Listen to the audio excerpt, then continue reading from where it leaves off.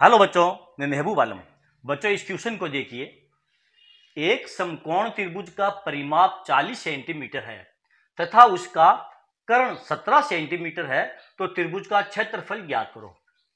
बच्चों यहाँ पर हमको एक समकोण त्रिभुज दिया है और उसका परिमाप दिया है 40 सेंटीमीटर और समकोण त्रिभुज का हमको कर्ण दिया है 17 सेंटीमीटर और हमको यह पूछा है समकोण त्रिभुज का क्षेत्रफल ज्ञात कीजिए। मान लो बच्चों हमारे पास एक ये समकोण त्रिभुज है, ये एक समकोण त्रिभुज है हमारे पास, ठीक है। ए, बी और सी। समकोण त्रिभुज में एक कोण कितने डिग्री का होता है? 90 डिग्री का होता है, ठीक है। अब हम ये मान लेते हैं हमारी ए और बी भुजा है, इसको हम मान लेते हैं कि ये हमारी भुजा है एक्स, और बी और सी भुजा को हम मान लेते हैं वाई, और ए सी भुजा को हम मान लेते हैं एक्स, ठीक है। तो भुजा ए सी बराबर हमारी एक्स है। ये कितना दिया हमको? 17 सेंटीमीटर दी है। ये हमको दिया है 17 सेंटीमीटर, ठीक है। अब हमें इस त्रिभुज का क्षेत्रफल ज्ञात करना है। हमको इसका परिमाप दिया है। बच्चों त्रिभुज का क्षेत्रफल का सूत्र क्या होता है?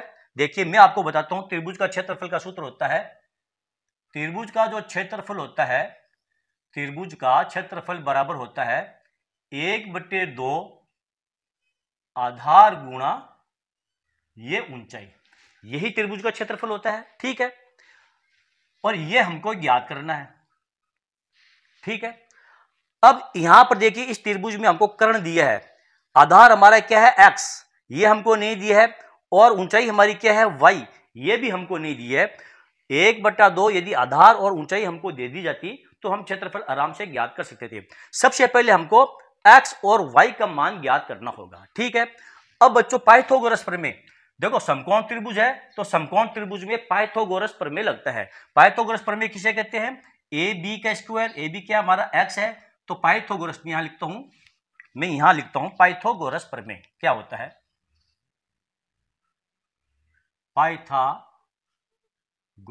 प्रमेय, पाइथागोरस प्रमेय क्या होता है बच्चों? एक्स का स्क्वायर, एक्स हमारी क्या है? भुजा ए बी, और B C plus B C का स्क्वायर, और बी सी हमारा क्या है? वाई, तो ये हो जाएगा वाई का स्क्वायर किसके बराबर होगा? कर्ण के बराबर। और कर्ण हमारा है ए सी, क्या दिया है? कर्ण हमारा दिया है ये जेड, कर्ण को हम जेड मान लेते हैं। ये एक्स माना है तो कर्ण को हम मान लेते हैं ये जेड। ये हो जाएगा हमारा जेड स्क्वायर के बराबर, ठीक है। अब यहां पर देखिए जेड हमको क्या दिया है? 17 सेंटीमीटर, तो ये हो जाएगा एक्स का स्क्वायर प्लस वाई का स्क्वायर बराबर 17 का ये स्क्वायर, और एक्स का स्क्वायर प्लस वाई का स्क्वायर बराबर 17 का स्क्वायर कितना होता है? 289। ये बहुत काम आएगा बच्चों आगे हमारे, ठीक है। एक्स का स्क्वायर प्लस वाई का स्क्वायर बराबर कितना आ गया है? 289, क्योंकि कर्ण का मान हमको दिया है 17 का स्क्वायर। एक्स का स्क्वायर प्लस वाई का स्क्वायर, 17 का स्क्वायर का मान कितना होता है? 289 होता है। अब हमको ज्ञात करना है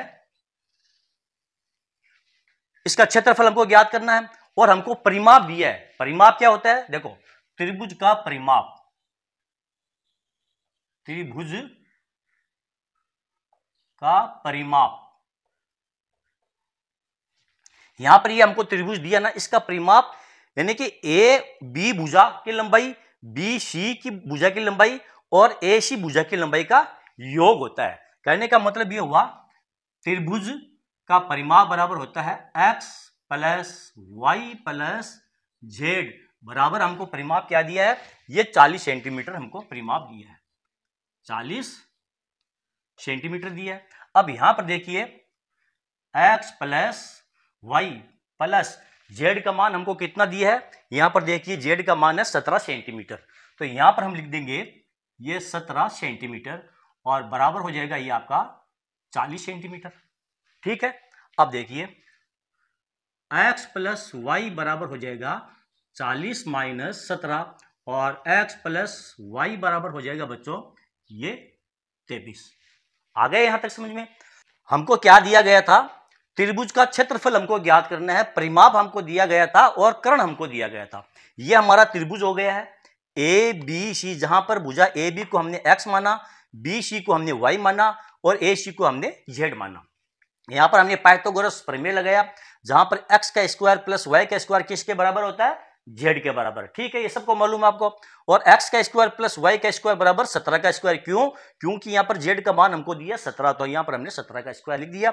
x का स्क्वायर प्लस y का स्क्वायर बराबर 289। ठीक है, अब त्रिभुज का परिमाप हमको दिया है x plus y plus z बराबर 40 सेंटीमीटर दिया है, जहां पर x प्लस वाई भुजा हमको मालूम नहीं है, लेकिन z भुजा हमको मालूम है 17, तो ये हो जाएगा x plus y 40 minus 17, x plus y बराबर ये 23। ठीक है, अब बच्चों ये जो x प्लस वाई है इसको हम x प्लस वाई का स्क्वायर कर सकते हैं।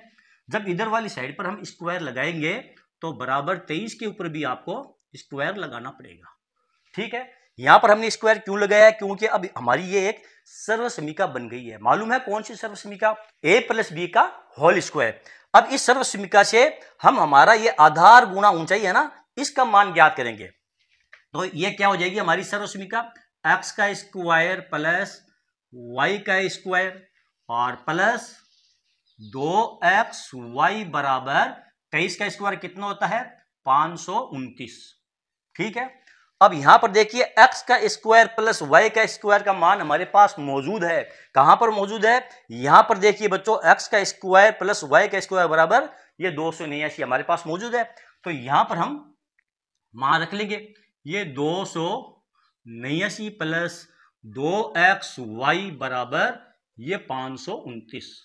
ठीक है, अब आगे इसको कैसे सोल्व करेंगे, देखिए इसको पक्षांतर कर लो, 289 को आप 529 की तरफ लेकर चले जाओ, तो ये हो जाएगा बच्चों आपका 2xy बराबर 529 माइनस ये 289, 2 ये 9 और 2xy बराबर हो जाएगा 9 में से 9 गए 0, 12 में से 8 गए 4, ठीक है 3, 5 में से 3 गए ये 240 और एक्स वाई बराबर 240 बट्टे 2, इसे काट दो, बराबर हो जाएगा 120। एक्स वाई बराबर कितना हो गया, 120। ठीक है, अब इसका क्षेत्रफल का सूत्र क्या है, 1/2 आधार गुणा ऊंचाई। क्षेत्रफल बराबर क्या है, यहां मैं लिख देता हूं, क्षेत्रफल बराबर 1/2, आधार आपका क्या है x और ऊंचाई आपकी है y, तो एक्स वाई हो जाएगा 1/2 एक्स वाई और क्षेत्रफल बराबर 1/2 एक्स वाई का मान 120, यहां हम लिख देंगे 120, इसे काट दो, बराबर आ जाएगा आपका 60 सेंटीमीटर का ये स्क्वायर। क्षेत्रफल हमेशा स्क्वायर के अंदर ही आता है, तो इस त्रिभुज का जो क्षेत्रफल होगा वो कितना होगा, 60 सेंटीमीटर स्क्वायर होगा। ओके बच्चों, तो चलो बच्चों आज का ये वीडियो आपको कैसा लगा। यदि आपको मेरा ये वीडियो अच्छा लगा है और आपको इस वीडियो से कुछ सीखने को मिला है प्यारे बच्चों, तो फिर आप मेरे इस वीडियो को लाइक और शेयर कीजिए ताकि दूसरे बच्चों को भी इसका पूरा फायदा मिल सके। और हाँ बच्चों, यदि अभी तक आपने मेरे चैनल को सब्सक्राइब नहीं किया है तो आप मेरे चैनल को सब्सक्राइब कीजिए और नीचे जो घंटी वाला बटन दिखाई दे रहा है प्यारे बच्चों, उसको दबाना बिल्कुल ना भूलिए। तो चलो बच्चों, मिलते हैं अगले वीडियो में अगले टॉपिक के साथ, तब तक के लिए धन्यवाद।